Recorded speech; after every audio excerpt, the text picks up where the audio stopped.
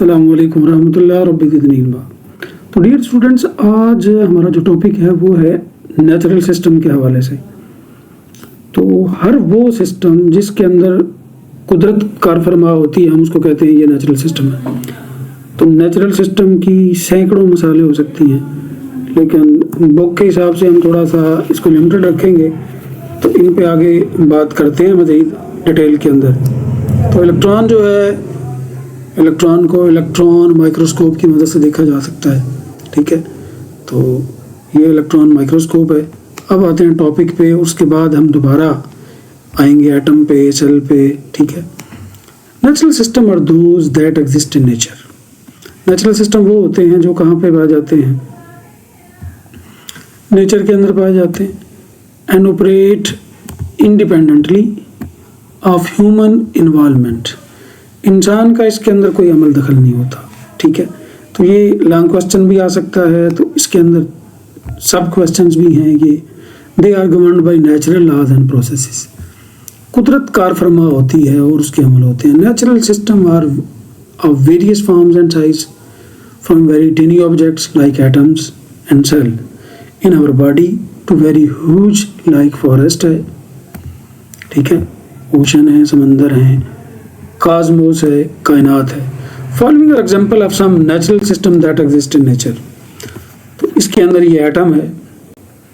तो हर चीज़ जो है वो, जो भी चीज़ जगह घेरती है, हम उसको कहते हैं ये मैटर है। तो मैटर जो है वो एटम से मिलकर बना है। तो एटम जो है, इसके अंदर इलेक्ट्रॉन है, प्रोटॉन है, न्यूट्रॉन है, लिप्टॉन है, क्रिप्टॉन है, फोटॉन है। बहुत पेचीदा सिस्टम है ये। ठीक है, इसमें हम मज़ीद डिस्कस नहीं करेंगे।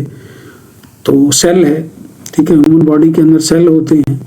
तो सेल जो है ये इंसानी जिस्म के अंदर 30 से 34 ट्रिलियन सेल्स पाए जाते हैं, यानी 10 की पावर 12। और ये सेल्स बनते रहते हैं, टूटते रहते हैं। ठीक है, तो फॉरेस्ट है। ठीक है, सेल है, सेल बड़ा पेचीदा सिस्टम है। फॉरेस्ट है। ठीक है, उसके बाद कॉस्मोस है, कायनात मजमूई तौर पर के। ठीक है, कहकशाएँ हैं, समंदर है, सूरज है, ये सारा कुछ, ये सारे के सारे नेचुरल सिस्टम हैं। ठीक है, तो physical system, physical system are composed of physical components. Physical अज्जा होते हैं, governed by the laws of physics. उसके अंदर फिजिक्स का लॉ होता है। They include things ranging from subatomic particles to atoms to planets, stars, galaxies and cosmos.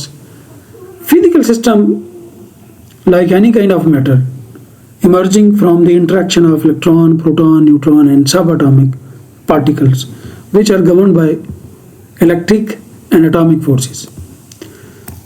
तो हर वो चीज़ जो भी जगह घेरती है, हम उसको कहते हैं कि ये क्या है?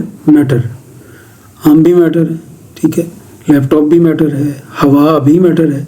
ठीक है, तो ऐनक भी मेरी मैटर है। ठीक है, वगैरह वगैरह। तो लेकिन हम लिविंग मैटर है। हम लिविंग मैटर है। आमतौर पर मैटर जो है वो, उसके अंदर सब पार्टिकल जो है वो एटम होता है। एटम जो है वो आपको इलेक्ट्रॉन माइक्रोस्कोप से नज़र आता है, जो मैंने आपको पीछे दिखाई है। वैसे हम उसको देख नहीं सकते। ठीक है, तो ये जो हमारा, ये हमने देखा ना फिजिकल सिस्टम।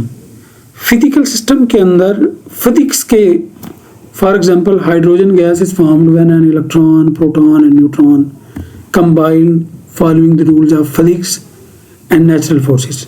नेचुरल फोर्स होती है, उसके अंदर कोई फिजिक्स के रूल्स आ जाते हैं। ठीक है, कि हमें पता लग गया, हमने जो है वो तजर्बा कर दिया कि सोडियम हाइड्रोक्साइड के पैलेट्स ले लें और एल्यूमिनियम फॉयल ले लें। ठीक है, तो उसको आप ले लें। ठीक है, उसके अंदर थोड़ा पानी डालें, उसको शेक करें। ठीक है, एल्यूमिनियम फॉयल भी ऐड करनी है और सोडियम हाइड्रोक्साइड भी। तो उससे हाइड्रोजन गैस जो है वो बनती है। ठीक है,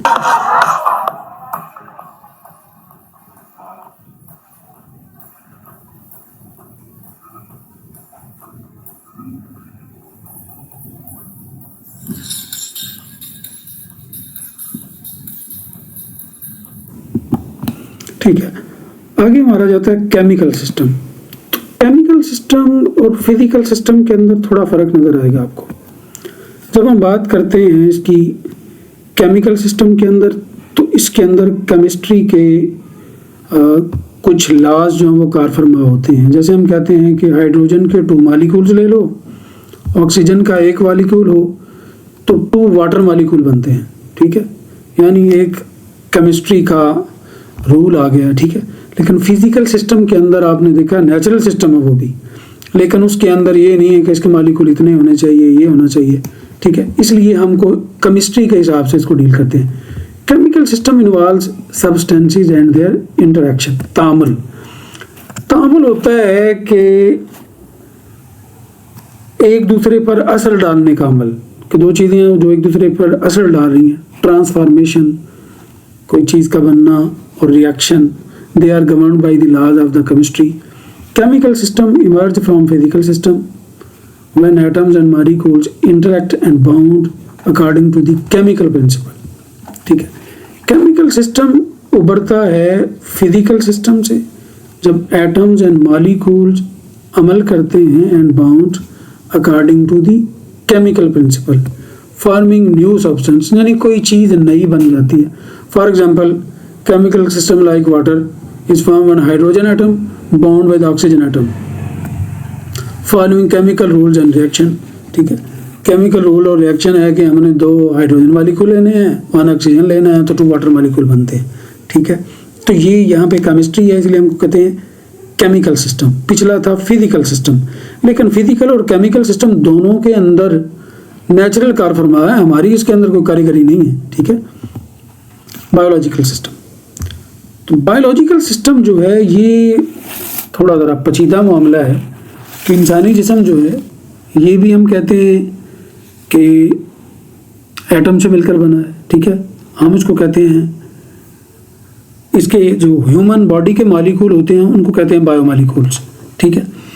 तो बायोमॉलिक्यूल्स होते हैं, बायोलॉजिकल सिस्टम जो है वो बी केमिकल से बने होते हैं, ठीक है। एटम होता है, एटम से सेल बनता है, सेल से टिश्यू बनता है, टिश्यू से आपका ऑर्गन बनता है, ऑर्गन से आपका ऑर्गन सिस्टम बनता है, और ऑर्गन सिस्टम जो है उसके अंदर आपका बायोलॉजिकल सिस्टम है। ये ऑर्गन सिस्टम क्या है? Biological system. उसके अंदर आपका रेस्पिरेटरी सिस्टम है, आपका डाइजेस्टिव सिस्टम है, आपका सर्कुलेटरी सिस्टम है। ये सारे के सारे जो हैं वो बायोलॉजिकल सिस्टम होते हैं, ठीक है। तो they are governed by the biological processes, ठीक है, सच एज ग्रोथ, रिप्रोडक्शन यानी दोबारा उनके पैदाइश का अमल है, और मेटाबॉलिज्म है। तो मेटाबॉलिज्म जो है ये भी, मेटाबॉलिज्म के अंदर भी आगे 2 सिस्टम है, एक कैटाबॉलिज्म होता है और एक होता है एनाबॉलिज्म।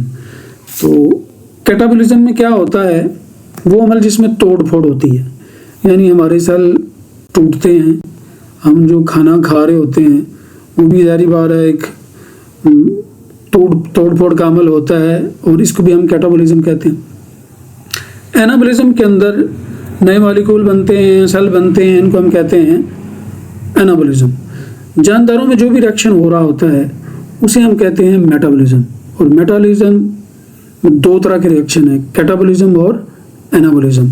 तो ये सारी चीज़ें मैंने आपको बता दी हैं कि सेल कैसे बनते हैं, ठीक है, टिश्यू कैसे बनते हैं, ऑर्गन कैसे बनते हैं, और ऑर्गेनिज्म क्या है, ठीक है।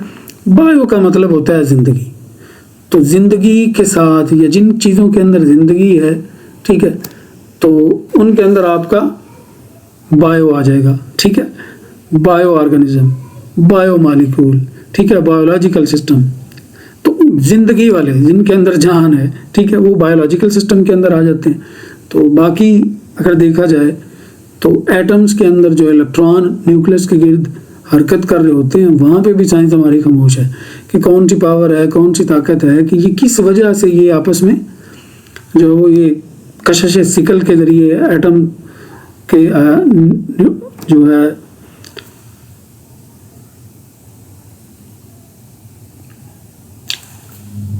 साइंस यहाँ पर भी खामोश है कि न्यूक्लियस के गिर्द इलेक्ट्रॉन जो है वो हरकत कर रहे होते हैं, ठीक है। कौन सी ये ताकत है, कौन सी पावर है, तो ये हम हर चीज़ की बात कर रहे हैं, ठीक है। हम भी केमिकल से बने हुए हैं, ठीक है।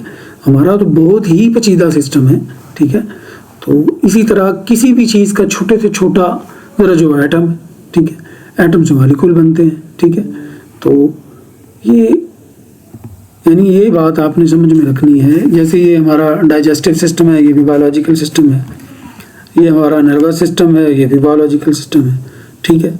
सर्कुलेटरी सिस्टम है, ये भी बायोलॉजिकल सिस्टम है। तो ये सारे के सारे किस में आ जाते हैं, आपके बायोलॉजिकल सिस्टम के अंदर।